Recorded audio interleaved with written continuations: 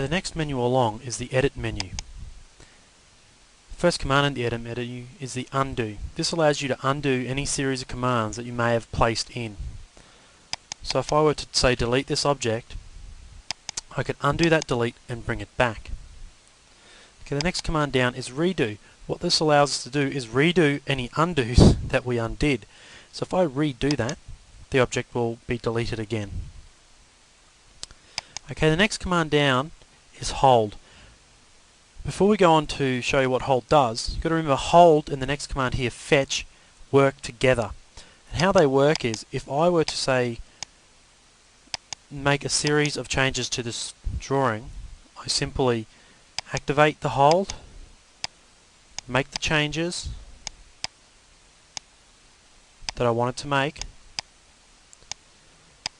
and then if I decide that I want to undo all of those changes, I can fetch. And what this will do is it'll ask us, do we really want to do this fetch? Yes, it will reset the scene to the point where I made the hold. So the scene is reset to when I set the hold.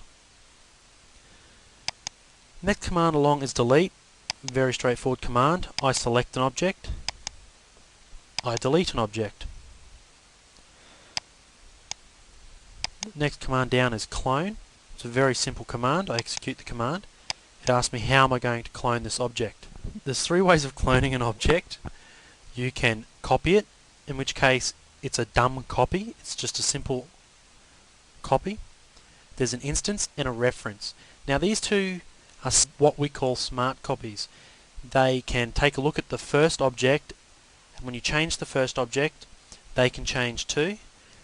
And the other one is they look back and forth. The communication is two-way between the objects. If you change one, all the objects will change. So you simply OK the copy, and any object that I had selected before I hit the clone command has been copied. So if I move my selection setup, you see I have two objects cloned. OK. The next command down is Select All. It's very simple. If I execute the command, it selects all the objects. Next command down, Select None. So if I have all the objects selected and I go Select None, the selection set is undone. Okay, the next command down, Select Invert, is very simple. It inverts the selection. So anything that wasn't selected is now selected, anything that was selected is unselected. Okay, the next command down, Select by Color, is very straightforward. I simply pick the color I want to select, and every object of that color is selected. Next command down, Name H. This brings up a dialog box we've already seen, which brings up a list of all the objects in the scene, and I can use the Control key and select objects. And here we can see I've got multiple objects selected.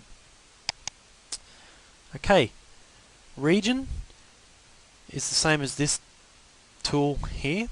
What this allows us to do is change the way in which we select a crossings window or a window. What that means is anything that's fully inside the window gets selected when it's on window. So only things that are fully inside get selected when it's on window.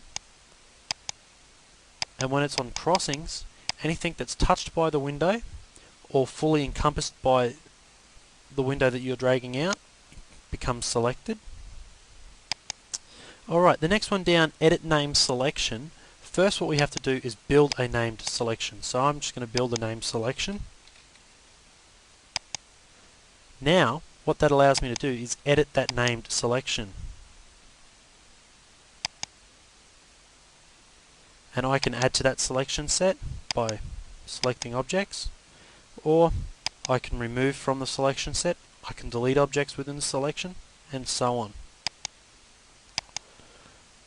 Okay, the next one down, Object Property. First we have to select an object, and then we can go down to Object Property. We can get all the properties about the object.